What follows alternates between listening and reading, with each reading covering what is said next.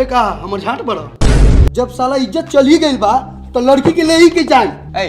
तो लड़की को हम खोजवाएंगे, गारंटी हम लेते हैं कि तोरा बेटा के ब्याह कराएंगे। तू उतर टेबल पर से, टेबल कमजोर है। नहीं उतरेंगे, पहले लड़की कहाँ बा हई सरवा से पूछी। ये साला से हम का पूछी? इस साला खाली मार करके फेर में रहेला। इस साला के नाम देखे तेरा कितना बढ़िया बा, मनी में राज, लेकिन साला के मुंह बा बोका के गार लेखा। ऐ साला भीतर अरे बाप रे बाप, इस साला बार का दोगला दरोगा बा हो मार के तो साला हमर टूरनी फोड़ दे। हक the bar bar room Mahakal है का जरूरी बा रे तेरी गैस बना तो गैस ना निकाली, एक से बड़ बीमारी ना हो खला। ये बहुत बढ़िया चीज बा, गैस बनी तो गैस निकाले के चाहिए। है मर्द काती बढ़िया चीज है हो। एक आवाज एक साउंड ना सुना लो कितना गंदा बा। पर पुर बुस पू जा मदन का क्या बा। ओ दरोगा साहब, हमारा चाचा के ले जाके एक बार हगवाऊं, इनका पाइपलाइन लीक करता। रे बुढ़ा रे, तुमको पता नहीं है कि जेल में पूर पार करना कानूनन अपराध है? बताओ, थाना में पादलो आफत बा। भैया हो तू अपन चापे के रख, कहीं निकल ना जाए। बंटी हाँ दरोगा साहब के लागत होई तो लोग देखन ठुसका दी हुई आ दूसरा ला कानूनी अपराध बा। तो का करी, कपड़ा लगा के मूल ली कि फेफको से साट ली? है मर्द कपड़ा से बियन लो मुनाई बोमा नानू साला तोरा माइये के दाई को हम साले साले हम तोर गर्दन में मोड़ दे। तू हमरा मतारी के गाड़ी देबे? अरे दे हम और मर तोर माई का दाई ना दाई।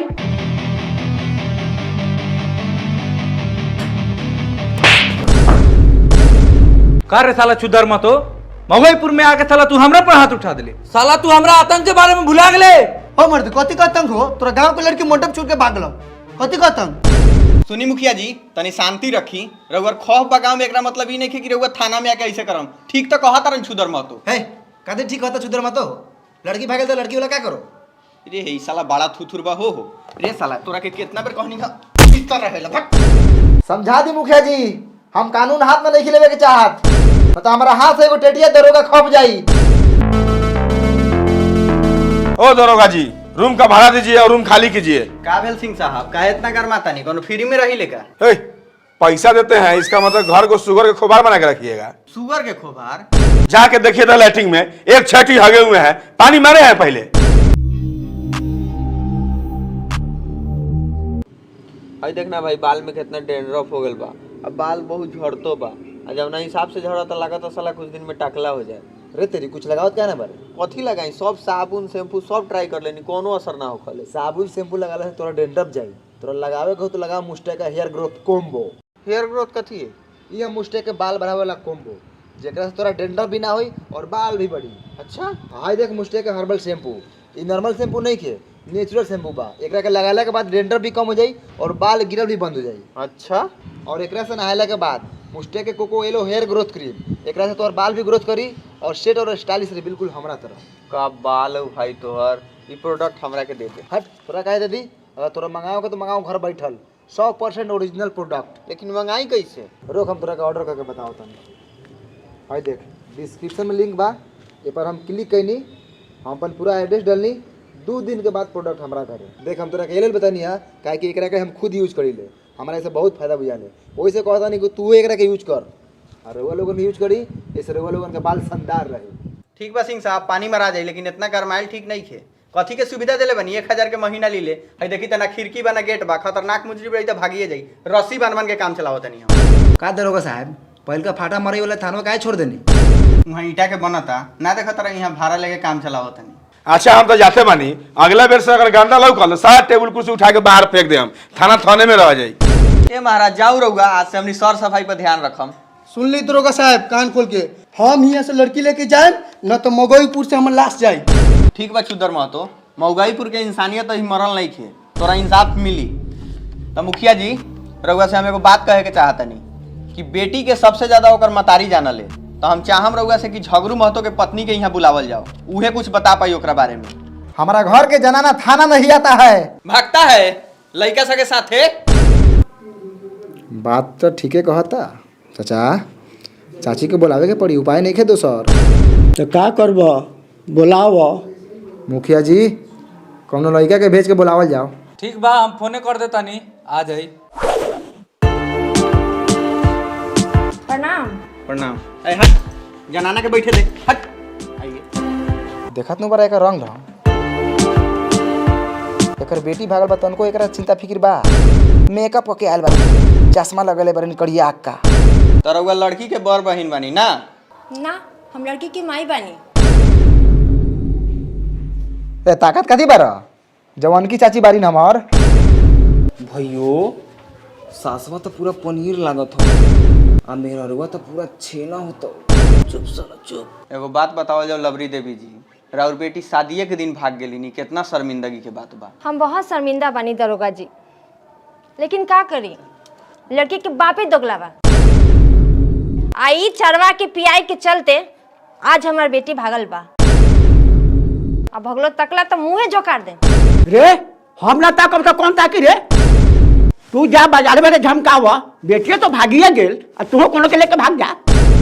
इनी पुत्रा ठीक रहित तो जे लेखा हमार बेटी सुंदर बा ओ लेखा सुंदर दामाद खोजती, लेकिन खाली नाम सुंदर खोजले बा चढ़वा। भैयो तोर सासवा के हम पटा ले बहु। चुप साला, बापुआ से पूछतो तब पहले से लाइन में हो। कोनो बात नहीं खेल अबरी जी, जोरी तो भगवान के बनावल होला, लइका करिए बात का हो गई। वैसे राउरो जोरी कोनो ठीक नहीं खे। अच्छा करिया उजर बूढ़ जवानी तो बात के बात बा, पहले ये बताई कि लड़की के बारे में रउआ कुछ पता बा? जी दरोगा जी, सब पता बा। आ इहो पता बा कि कौन नी पुत्रा भगैले रहे। कैसे भागल कौन भगैलक ऐसे मतलब नहीं खेल अबरी जी।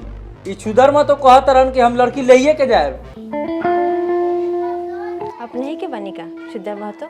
जी हम ही बानी छुदर महतो, राउत समधी। जिया रे सरवा रे चुदर महतो, ई क्या करत रे साला? छुदर माता का छोड़, चचिया के नु देख। तो का कहता नी, केंगे बियाह करे के बा, मंदिर में कि दूरा पर? तो समधिनी जी मंदिरे ठीक रही का? साले तोरा से पूछत रे। जी द्वार पर, वो बैंड बाजा के साथ। का हो छुदर महतो, मंजूर बा? हाँ मंजूर बा, बेचाई एक कट्ठा, बाकी हमरो एगो शर्त बा। का शर्त बा छुदर महतो, बोली? फिर हमरा मुर्गा चावल के भोज चाहिए। ठीक बा समझी जी, मुर्गा चावल के भोज मिली, लेकिन जे 45,000 ले ले बानी ना लौटाए के पड़ी। बेटा वाला के बुर्बक समझता रू, फ्री में बियाह करबू बेटी के। अरे चुप साला, मार जूता के मुंह फाड़ देम। समधिनी जी 45,000 हम लौटाएं। जाई भोज भात और बियाह की तैयारी करी। ठीक बा छुदर महतो, हम की तरह के 45,000 के बड़का लेग पीस किया मसाला वाला। ठीक बा दरोगा जी, ठीक बा मुखिया जी, हम जाते नहीं लड़की को बुलावे। समझी साहब रघुआ बारात लावे के तैयारी करी। प्रणाम। ए साला सरे, तो निकल तो निकल, निकल बाहर।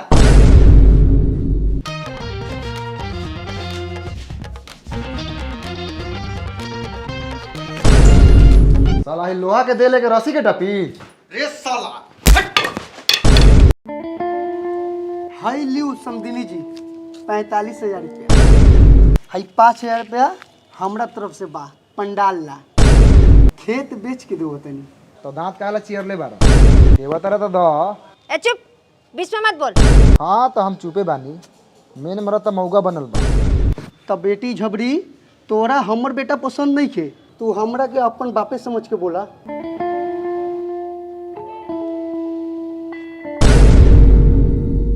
तू शादी छोड़ के काहे भगलू? बाप के इज्जत के ख्याल ना रहे? रे तू बताओ समझे साहब के तू काहे भगले?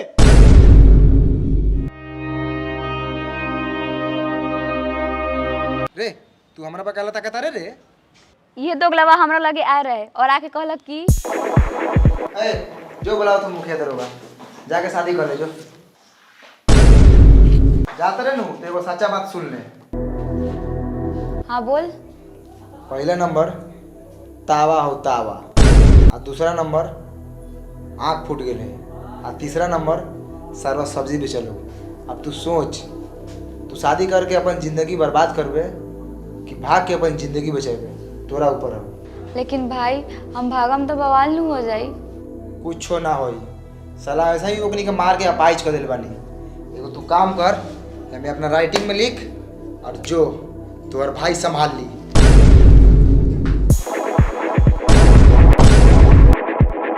रे कोनो खराब बात करनी होगा रे?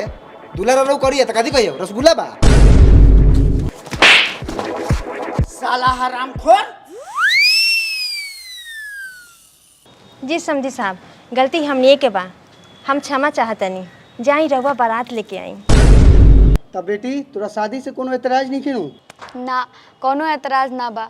जब हमार बाप मातारी हमरा कोयला के खदान में धकेलिए देले बा तो हम का करी, हमरा मंजूर बा। तो जा जर करिया करिया लड़का पैदा कर।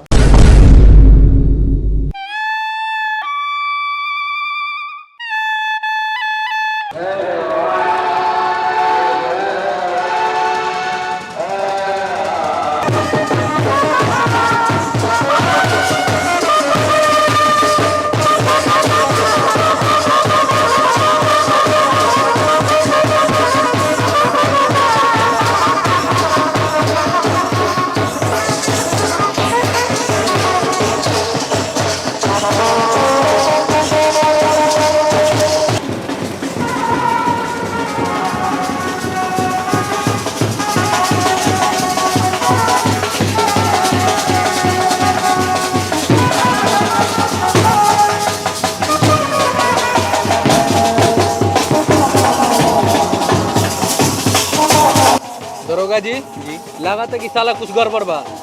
जाई मुखिया जी गाड़ फाड़ के आई तो।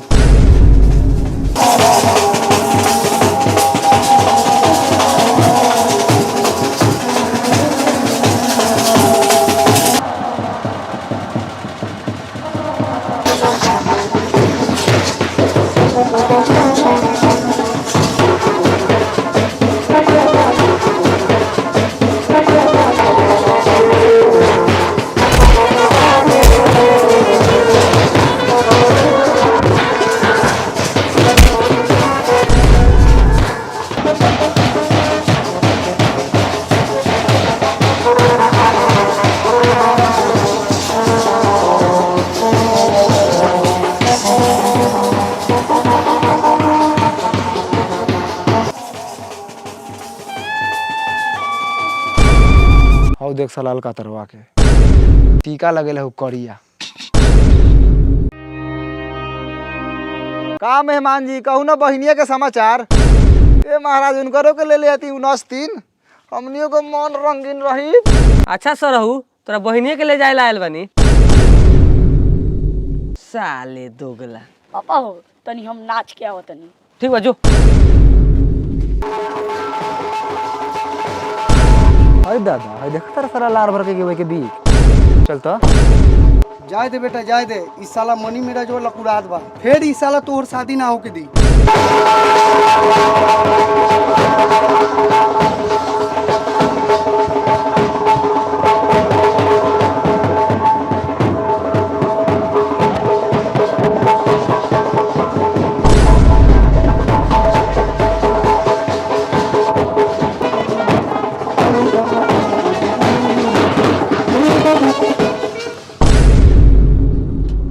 लागत है सर्वस्व ना मानी।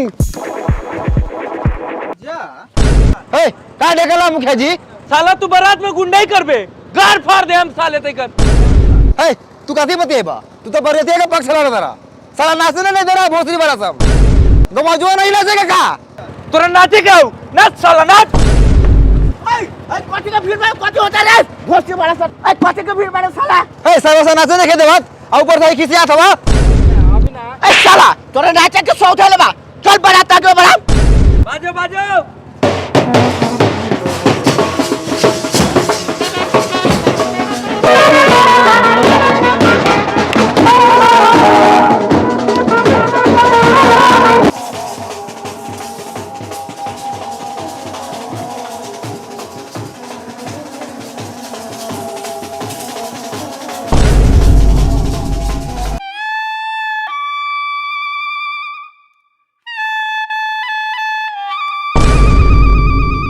अरे नाश्ता वास्ता मिली के सही बैठा रही। नाश्ता के बात ना है, चुपचाप बैठा रहा, टाइम पर खाना मिली। अरे तो ई कैसे होई? हमनी के भूखे रही। चाचा नाश्ता के बात हो तो करावा हूँ। नहीं नाश्ता का बात नहीं है, खाली खाना का बात है। मुर्गा और चावल। गाओ छुदर मत हो, कुछ बोलत काहे नहीं खा? अच्छा थोड़ा सब्र करा, तनका देर में खाना मिली। है साला उतर, जमाला होके जाता उतर। है साला कहाँ बैठे रे? सूट बूट पहन उतर।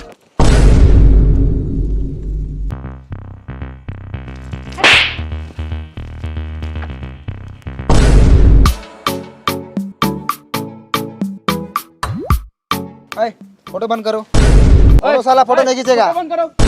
साला फोटो खींचना तो जाकर अपना बहन मतारी का फोटो खींचो घर पे। ये भी किसी का बहन मतारी है। ए, फोटो कहने खींचम रे? हाँ तो खींच फोटो। रसगुल्ला लेकिन उजर लाश गिरा दे बहू। रे साला वही बेर से तोर नौटंकी देखा तनी। तू मुखिया और पुलिस के सामने लाश गिरेबे। बैठ।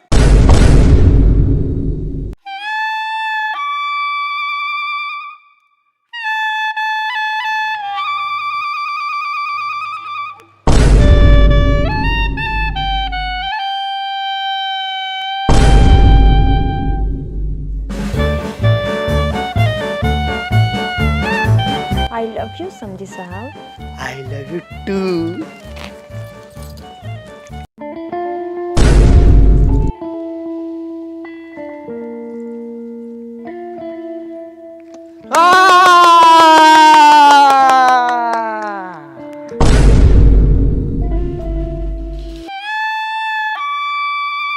दूर।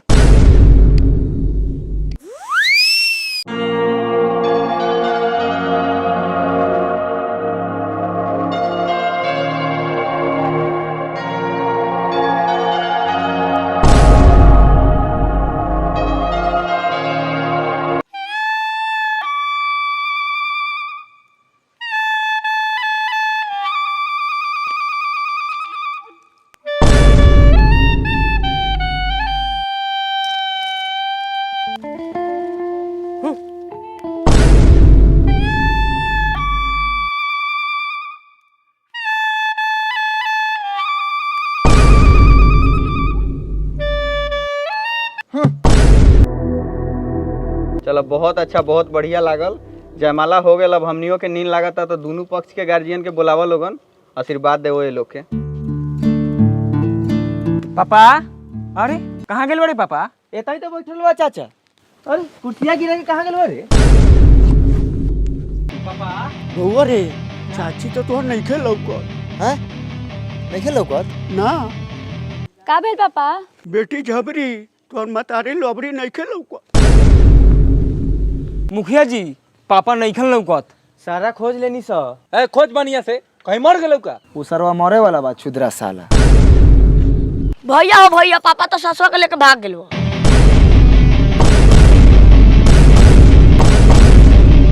अरे बाप रे बाप। काथी बाप रे बाप। जवान लड़की से ब्याह करवा तो बुढ़ौती में ये हालत होबे करी।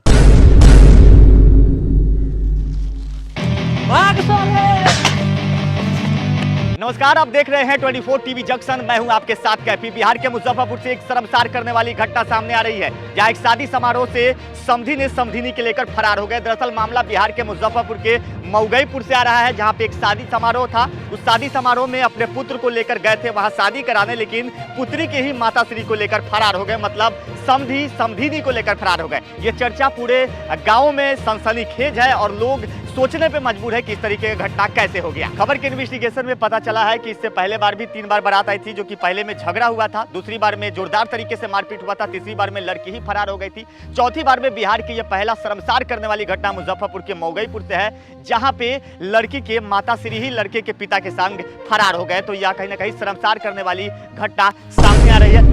भगत अरे बंद कर, बंद करा।